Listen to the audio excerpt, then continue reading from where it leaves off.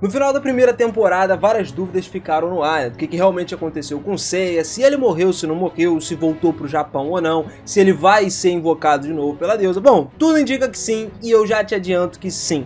Foi isso que aconteceu, ele foi invocado e melhor ainda, já não basta ele ter sido invocado, o cara passou por uma história de arrepiar agora, que, mano, mostrou todo o seu poder mais uma vez, como sempre, a gente sabe que ele é um cara precavido, porque é melhor prevenido do que remediar, né, meu parceiro? Então, por isso, é bom você se preparar aí, vem comigo, que agora a gente vai ver realmente o cara preparadíssimo, usando todas as habilidades dele, salvando todo mundo, e detalhe, ainda teve um momento aí que ele chegou a perder até a memória, virou um cara que era mais ofensivo do que precavido. Vem comigo, cara, tu vai se interessar nisso aí, bora lá.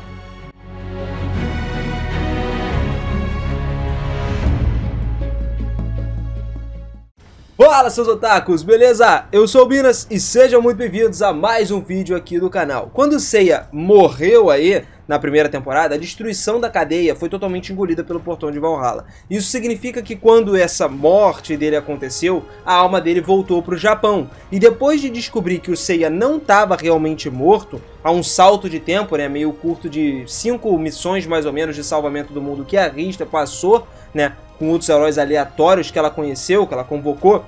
Depois disso, ela é encarregada de salvar Ixforia, que é o mundo que tem uma dificuldade SS.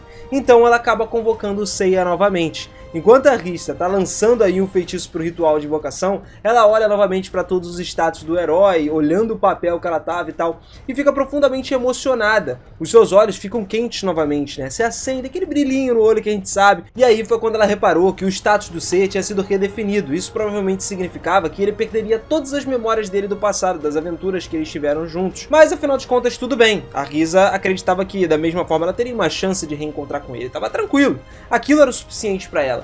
Mas naquele momento, quando ela leu o nome do herói convocado, uma luz apareceu e rompeu o mapa mágico e o herói escolhido apareceu no mundo mais uma vez, foi convocado ali para o terreno. Só que para surpresa geral, eles se encontraram, a Arista ficou feliz pra caramba, porque estava vendo o Seiya de novo. E, detalhe, ele conseguiu reter suas memórias devido à bênção de Ishtar. Só que dessa vez o Seiya parecia insatisfeito, porque ele continuava reclamando que mesmo depois de treinar tanto para evoluir suas estatísticas no passado, elas voltaram a estaca zero. E isso, cara, é a cara do Seiya, obviamente. Depois disso, o Seiya começou a treinar com Celsius e Adenelas. Ele estava lutando com as duas ao mesmo tempo, justamente para acelerar ainda mais, né? Treinar mais rápido e atingir o nível máximo antes dele conseguir partir. Todos os dias depois de treinar, ele passava um tempo também com a Arista, né? Tava junto ali e tal. E alguns dias depois de treinar, o Seiya diz a Arista que ele vai comer no quarto dela durante a noite. E ela fica feliz que tá tudo bem, tudo certo para eles passarem esse tempo juntos. Em alguns momentos durante o processo de treinamento, a Arista então decide aparecer ali e que ela quer ser útil para ele de alguma forma. Então ela aprende uma habilidade de avaliação, que é basicamente uma clarividência. E ela usa isso no próprio Seiya e aí consegue ver, né, mesmo depois de alguns dias que o Seiya tá treinando, que ele teve uma evolução absurda. O poder dele de ataque superava os 70 mil e o HP dele era quase 150 mil. E com esse status ele seria capaz, por exemplo, de salvar o mundo com a dificuldade de rank C. Né? Isso com bastante facilidade, mas ainda assim ele não poderia fazer o mesmo para o próximo mundo de dificuldade SS que eles iriam. No entanto, ela achou que o seu valor era bom o suficiente para um ponto de partida para Ixforia que eles iam, né? Mas mesmo assim o Seiya balançou sua cabeça negativamente, ele falou que não era, para ele isso era insuficiente.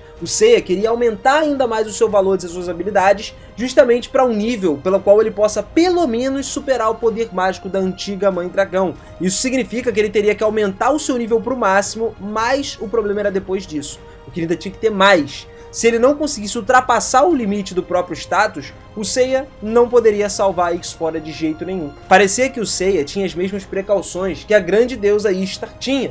Para poder exceder o limite, ele deveria aumentar o seu nível para a potência máxima da sua própria habilidade. Era natural, logicamente, que ele pretendesse atingir o seu nível máximo antes de ir para lá. E ao mesmo tempo, analisando ele, a Arista também viu que ele tinha algum nível de carinho por ela, que deixou ela cada vez mais feliz. Então ela cometeu um grande erro, acho que o erro mais idiota de todos os tempos, de abrir um portão para Ixforia para poder explorar o local, dar uma olhadinha. Só que algum monstro de repente rompeu o portão, né, um lobisomem, e atacou o Seiya. Só que a Adenela deu a sua ordem e conseguiu matar ele. Antes do monstro morrer, porém, ele diz que já era tarde demais, que ele já tinha deixado a sua marca lá. E isso era verdade, porque o Seiya basicamente ficou com amnésia e se tornou imprudente novamente. Ele simplesmente deixou de ser o herói precavido por um determinado momento e diz a Arista para abrir o portão novamente para que eles fossem lá para Esfória quando o Seiya estava menos no nível 51, não tinha nem chegado nem no nível máximo ainda. E detalhe, o Seiya não estava na sua condição perfeita agora, por causa desse ataque que ele sofreu do lobisomem. Além da perda de memória que ele teve, o HP dele tinha diminuído para 90 mil em relação aos 140 mil pontos que ele tinha anteriormente. Porra, é quase metade, tá ligado? E a Arista até queria curar ele, só que ela agora não conseguia usar as suas habilidades de cura dessa vez, porque ela foi meio que selada, né? Foi retirado isso dela. Por isso, ela ia esperar um pouquinho mais de tempo para ir para lá, mas não tinha mais como voltar para o mundo normal, então basicamente eles ficaram presos lá dessa vez. Depois de entrar em Esfória, cara, eles descobriram que a cidade em questão que eles estavam era literalmente cheia de homens-feras e tinha escravos humanos que estavam sendo comidos. Tá ligado? Os Homens-Fera estavam comendo os humanos. Era um negócio absurdo, era canibalismo puro. E rapidamente eles se esconderam dentro de um galpão. A Arista apenas se perguntava o que eles deveriam fazer, enquanto o Seiya insistia em sair pra meter a pancada nos caras, pra lutar contra os Homens-Besta. Mas a Arista mesmo falou pra ele que o Seiya tava achando que ele tava numa coisa, porra, surreal, né? Mas não era. Porque a classificação desse mundo tinha dificuldade de rank SS, e sem o equipamento adequado, ele não podia lutar nem contra centenas de feras de alto nível, não dava. A Arista tentou criar outro portão, então, para voltar para o Reino de Vidro, mas acabou ficando bloqueada aí por causa de algum item mágico de bloqueio de dimensão que deveria estar próximo, em algum lugar que eles estavam ali. Quando eles saem, eles encontram alguns Homens-Feras de alto nível lá, só que o Seiya tira com o máximo deles, né, usando suas magias de fogo e tal. Aliás, Esfória tem um sistema mágico quebrado, então as habilidades como voo e ataques de meteoros não podem ser usados nesse lugar. No entanto, um Homem-Fera-Porco de alto nível, que tinha estatísticas muito grandes, apareceu. Quase tão altas as estatísticas dele quanto um Seiya do nível 100, né? Depois disso, a Arista ficou observando bastante o Homem-Porco e viu que ele, independentemente da sua aparência grotesca, ele parecia se importar mais com os humanos do que com outras bestas demoníacas. E ele mostrava bastante atitude respeitosa, né? Todas as outras bestas ali respeitavam bastante ele. Então isso significava que esse grande porco monstruoso tinha uma classificação mais alta dentre todos. Pelo menos entre os Homens-Fera. Ele tinha certeza que o seu status era maior do que o dos outros Homens-Fera que eles já tinham visto. No entanto, ela ficou sem palavras quando ela analisou, ativou essa habilidade dela de clarividência que a gente viu, que ela usou, inclusive no Seiya, ela usou no porco também. Essa besta, cara, esse porco aí tinha um status semelhante a um demônio imperador, o Warlord, que o Seiya venceu em uma batalha. E a batalha foi difícil pra caramba. Além da redução de todos os atributos mágicos que ele tinha também, que era uma habilidade que significava basicamente que os ataques mágicos não causavam nenhum tipo de dano no cara. Então era algo praticamente impossível para ela acreditar. Dava até para presumir que o Gearbrand, o outro país, o outro mundo que eles estavam, não era páreo para esse tipo de mundo. Pô, se o seu monstro mais fraco relativamente dali era do mesmo nível do cara mais forte do outro, pô, imagina só isso. Tanto que lá, eles matam o humano. O que aconteceu foi o seguinte: o homem humano, sem querer, tocou no pé da fera lá, né, no cara de porco, no Bunodius, para poder agradecer. Naquele momento, naquele instante, o rosto do Bunodius ficou rígido. Logo depois, o Bunodius expôs as suas presas ali e começou a gritar extremamente alto, chamando o homem de sujo e tal. E mesmo o cara pedindo desculpas, o porcão do rosto vermelho estava tão cheio de raiva que nem ouviu o humano falar. Ele impiedosamente balançou seu machado e cortou o cara no meio. Sangue fresco saiu voando, derramando para todos os lados lá, quando o corpo dele foi dividido em dois. E o Seiya, pô, o Seiya ficou possesso com isso, né, cara? Agora que ele tinha perdido todas as memórias, né, de ser, e ele não era um cara precavido, o que ele queria era sair da jaula e cair na pancada com o maluco lá, era porrada pura. O Seiya apertou o nariz, então, como de costume, e reparou que o Homem-Porco era interessante e que a sua agilidade era bem diferente em comparação com todos os outros elementos. E de fato, comparando o seu poder de ataque e o poder de defesa, a sua agilidade era mais baixa. Não era ruim pegar a nota aí, né, ver todos os pontos fortes e fracos do seu inimigo, mas mesmo assim, a sua agilidade, né, do Seiya ainda era de 65 mil. Só que o Seiya na verdade queria dizer outra coisa. Na verdade, ele tinha bolado um plano. Pô, agora a Arista ficou até mais tranquila, porque o Seiya sempre tinha, pô, derrotado os inimigos formidavelmente usando as estratégias que eram consideradas acima da compreensão. Por isso, o fato dela não ver uma maneira de conseguir derrotar esse cara não significava que não tinha uma saída para isso. E quando ela perguntou para ele qual seria a estratégia, então o Seiya abriu sua boca com confiança, falando que a agilidade desse monstro era 77.777. Em outras palavras, 7 era o número dominante, e 7 é o número que representa a boa sorte. Então ele teria a chance de vencer a todo custo. Literalmente o cara parece que se tornou até mais burro depois de perder as memórias. Mesmo logo depois disso, então, uma voz veio do fim da sala, onde havia um buraco, e de lá saiu um homem. Ele era o Padre Luke, que simplesmente convidou tanto a Rista quanto o Seiya para descerem e conhecer o mundo subterrâneo que existia lá. E lá embaixo foi onde o Seiya conseguiu vários equipamentos para combate. Ele pegou espadas e tal, como se ele fosse realmente conseguir derrotar o Homem-Porco. Mas as coisas não foram bem assim que funcionaram, né? Saíram bem como planejado. Ele pegou uma espada enferrujada, que permitia que ele usasse as suas habilidades de chama nela, pelo fato dela ter sido feita de metal antes, e também uma armadura de metal. Então logo ele conseguiu derrotar alguns homens besta lá, fora da sala que eles estavam escondidos. Mas o problema mesmo foi a chegada do Homem-Porco, e calmamente lutou contra o Seiya até que conseguisse derrubar ele e nocautear ele mesmo. E ao mesmo tempo ele também nocauteou a Rista, né? Então assim, quando eles acordaram, eles estavam presos, literalmente dentro de uma prisão. E depois disso, eles também estavam junto com uma mulher que o Seiya lutou para defender assim que voltou lá do subsolo também. A Rista ficou feliz por causa dessa mulher ainda estar viva, né? Porque eles tentaram proteger ela a todo custo.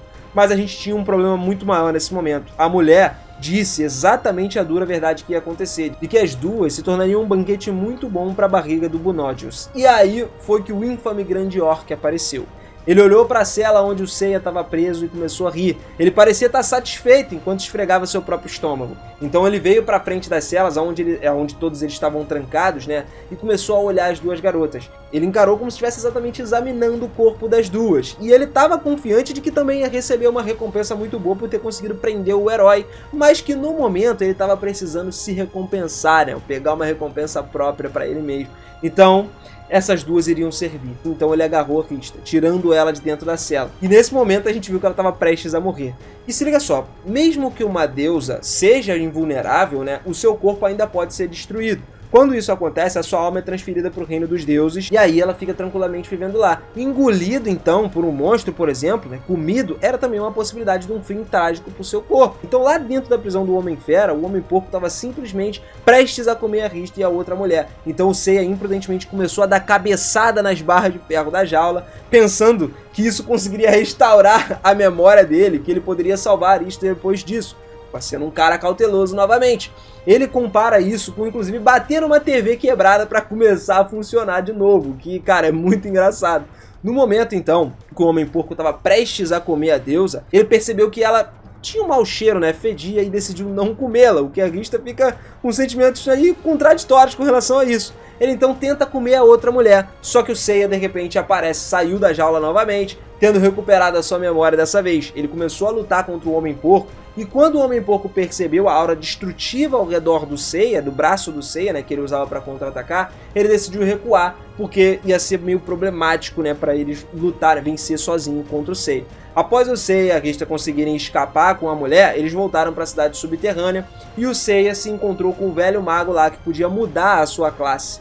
E aí é que começou. Ele decidiu mudar a sua classe de Swordsman e de Mago do Fogo para a classe de Flautista e Feiticeiro da Terra. Mesmo sabendo que normalmente os guerreiros mágicos tinham valores muito maior de habilidades, né? Era uma coisa formidável. Como Seiya era um herói talentoso, o seu status era ainda mais alto do que o normal. Se ele optasse por abandonar essa profissão de guerreiro mágico, ele perderia completamente o valor do número geral e o status dele todo. Isso significa que os poderes dele iam cair ladeira abaixo, inevitavelmente. Mas ainda assim ele resolveu continuar, porque ele acreditava que essa aí era a chave do seu plano para vencer o Homem-Porco. Embora a Rista não entendesse como, né? Já de costume ela nunca entendia nada. Lembrando, galera, que quando ele estava em si mesmo, pelo fato dele ser absurdamente precavido, o cara consegue pensar em estratégias mirabolantes. Ele é muito inteligente também, e a gente já comentou sobre isso aqui no vídeo. Então depois de trocar de classe, ele começou a onda de assassinatos. O Seiya começou a fazer bullying com a Rista, por exemplo, porque a Rista abriu o portão e trouxe ele para lá fora dos seus planos. O Seiya ficou incrivelmente irritado com ela e começou a agir muito mais frio com ela, dizendo que não tinha necessidade deles terem intimidade um com o outro, porque eles são pessoas diferentes do seu passado. O Seiya então usou o seu túnel ao longo lá para poder criar uma pequena caverna no chão que se movia enquanto eles andavam. Então ele e a Rista começaram a procurar alguns buracos onde ele possa achar Homem-Esfera. O Seiya usava uma combinação de explosão de ar e a flauta sustentada para disparar balas e matar os Homens-Fera da segurança que estavam dentro do seu túnel. Depois de matar esses Homens-Fera, ele usa a queda sem fim nos cadáveres para fazer eles afundarem na terra, né, e destruir os corpos. Então, depois de cerca de uma semana da sua fúria, o Seiya matou cerca de 300 Homens-Fera e atingiu seu nível máximo facilmente. Durante o processo, ele desbloqueou várias habilidades da Terra, como um telhado claro, para qual ele pode ver através do solo, basicamente tornando a deusa que estava com ele ainda mais inútil. Embora, na minha opinião, claro que ele fizesse essas coisas para poder garantir que ela não se machucasse em combate. Durante uma semana, então, de matar esses Homens-Feras, Arista constantemente lutou com seus próprios sentimentos por Seiya e constantemente se perguntava se ela deveria ou não estar apaixonada por ele, amar ele. Quando ela, então, usa sua avaliação sobre ele mais uma vez, ela vê que ele agora quase não tem nenhum sentimento com relação a ela. E depois de atingir o nível máximo, eles vão para a casa do Homem-Porco e descobrem que o chefe dos Homens-Porco estava localizado próximo ao mercado dos escravos. Eles disseram que simplesmente Bonogel estava usando uma mansão de um aristocrata humano anterior no seu local de moradia. E depois de chegar no mercado de escravos, eles procuraram por essa mansão pelo teto claro do subsolo. Em pouco tempo, conseguiram encontrar a grande mansão e nessa parte da cidade, embora tivesse numa certa deterioração, pela aparência externa não tinha dúvidas de que era a mansão que os Homens-Fera estavam falando. O Seiya não hesitou, avançou pelo subterrâneo e ficou lá, nessa vida de topeira, indo e voltando por baixo do subterrâneo durante alguns dias, para poder analisar o que o Homem-Porco estava falando lá dentro, o que estava acontecendo. Até que o Seiya resolveu sair do buraco no chão, afastou o corpo sem cabeça do seu caminho e disparou o Burst Air na direção do Homem-Porco. Então o Banodius ficou surpreso com o ataque repentino do Seiya e ele não se esquivou do ataque porque os seus reflexos eram lentos naquele momento. Foi algo surpreendente, uma jogada realmente de mestre. Na sala grande que eles estavam, o próprio Homem-Porco pegou seu machado das costas, que era a arma temível, que estava apontando para os dois, tanto para o nosso querido Seiya quanto para a deusa. Então, cara, essa arma era aquela com poder da destruição em cadeia, e o herói cauteloso pegou a sua espada de platina da sua bainha. Fazia um tempo desde que ele não segurava essa espada aí, então ele balançou a espada para frente e para trás, né, brilhantemente para que o seu braço se adaptasse ao movimento da espada, ao toque, né, ao peso. E depois que ele se familiarizou com isso, o Seiya apontou a espada na direção do Homem-Porco, simplesmente para acabar com ele. Ele explica que a espada seria usada para o golpe final, e até lá a magia da Terra seria o suficiente para deter o Banodius. Então, a propósito, ele alcançou o nível máximo com o único propósito de realizar essa luta. Na verdade, mesmo que ele estivesse no seu nível inferior, né, ainda assim ele teria certeza de que poderia vencer essa luta contra o cara. Então os olhos do Banodius ficaram cheios de raiva, e o Soraris começou a convulsionar, porque ele foi feito de tolo, de burro, sacou? Quando o Banodius usou seu machado para destruir a cobra comedora, o animal feito de terra simplesmente transmutou seu corpo em areia e se espalhou pelo chão. Que o Banodius mostrou uma expressão vitoriosa, como se tivesse ganhado, só que naquele momento o chão ao seu redor fez um som de rachadura que se rasgou, mano. Dezenas de serpentes da terra começaram a aparecer dessas rachaduras. Além disso, mais dessas serpentes começaram a vir das paredes e das janelas. A luta permaneceu ainda muito insana durante bastante tempo. E, pô, foi grotesco, o Banodius perdeu o olho e tal, mano, foi sinistro mesmo. Até que o Seiya conseguiu destruir a esfera amaldiçoada. O Seiya, então, tirou a espada da bainha nesse momento e respirou fundo. A espada de platina reagiu ao som da respiração do Seiya e começou a brilhar intensamente. O ar começava a vibrar na sala e não causou nenhum dano, mas parecia que a própria morte tinha se manifestado. O golpe da espada mágica, que muitas vezes foi visto lá no primeiro mundo, foi ressuscitado em Exforia. Nesse momento, cara, essa espada golpeou o topo do corpo de Banodius e simplesmente um rugido foi ouvido por uma onda de choque sentida gigantesca. Foi como uma grande explosão que tivesse acontecido. O chão da mansão foi totalmente destruído e uma enorme cratera foi criada no chão. Então no meio dessa cratera aí também tinha o próprio Homem-Porco lá, o Banodius, sem vida. Assim, o Seiya voltou a impressionar a gente com todo o seu poder do herói cauteloso. Agora, seu otaku que é fã de anime de verdade, capricha naquele like aí, que eu sei que tu curte anime, mano. E eu tô aqui pra te trazer informação, hein. Vamos junto, essa história aqui tá cada vez mais emocionante, cada vez melhor. E olha só, aqui a gente tá falando só do que aconteceu logo depois da primeira temporada. Ainda tem muito mais, tem muitos outros volumes pra gente trazer aqui. Pô, então aproveita aí e já me diz no comentário se você curtiu, gostou de ver isso aqui e quer ver mais. Porque aí a gente pode trazer sem problema nenhum. Quem sabe uma segunda temporada não vem por aí também, né? Me diz aí, você acha que uma segunda temporada vale a pena, não vale? Cairia bem, não cairia? Eu acho que cairia com certeza. E para você que não quer esperar, tem que estar inscrito nesse canal aqui com o sininho ativado, porque aqui não falta mesmo informação, a gente vai estar trazendo muito mais, principalmente por vocês me mostrando que gostaram, que curtiram. Sabe que eu não nego, né? Sempre trago novidade aqui. Então tamo junto sempre, galera. Obrigado por isso tudo, pela sua inscrição, pelo sininho, pelo like. E é nóis, hein? Te espero lá no próximo vídeo, hein? Valeu, fui!